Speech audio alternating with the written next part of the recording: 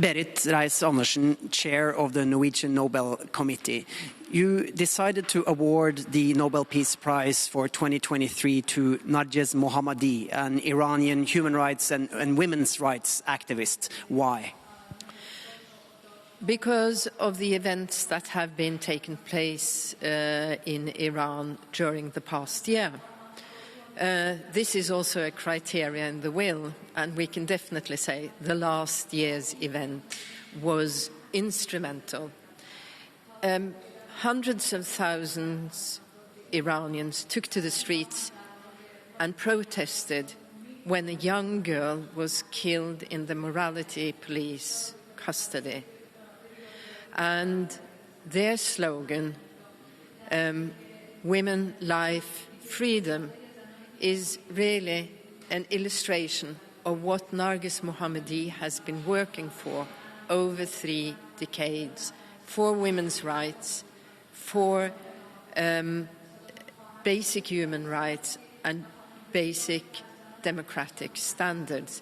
And she has been a leading figure within this area in Iran for many decades, and she even managed to take on a leadership role despite of being imprisoned, and she is the leading figure that everybody looks up to, and she is the symbol of what it means to be a freedom fighter. As you mentioned, Ms. Mohammadi is imprisoned. She has been for this time since 2015. What hopes do you have for seeing her at the awards ceremony in Oslo in December? We always have to have hope, and I just hope that the Iranian government will do the dignified thing and release her so she can come to Oslo and receive the honor of the Nobel Peace Prize. Exactly 20 years ago, the Nobel Peace Prize was awarded to another Iranian woman, human rights lawyer Shirin Ebadi. What does it tell us about the developments in Iran over these past 20 years that you once again have to award such a similar prize? It tells us that the fundamental situation for women have not changed, but there is a difference. I feel there is the intensity of the demonstrations that have been going on in the past year, and how the participants are even younger persons who show such a fierce courage. It gives us hope that there is profound change in sight.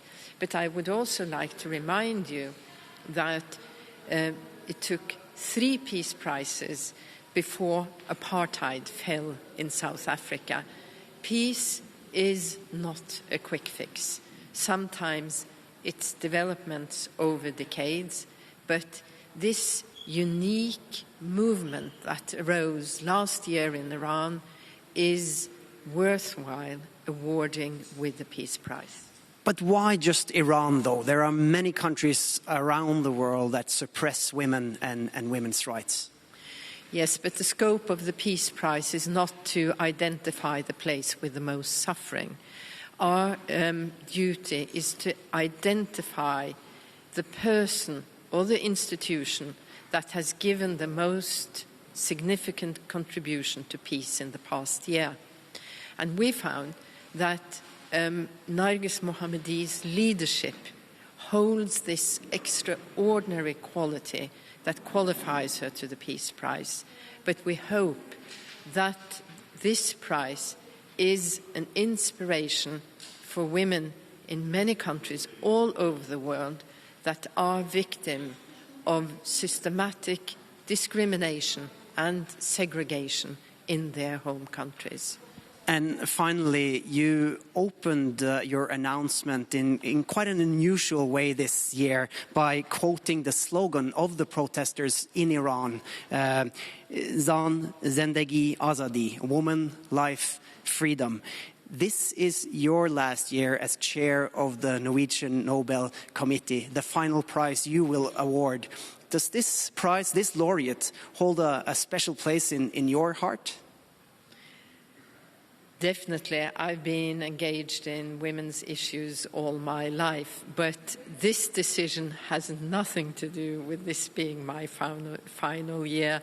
We are 5 members of the committee, and we are very loyal to the conditions of the will of Alfred Nobel, and after months of consideration, we found that we have identified the most unique freedom fighter and champion of peace, Narges Mohammadi, for 2023. Berit Reiss-Andersen, thank you so much.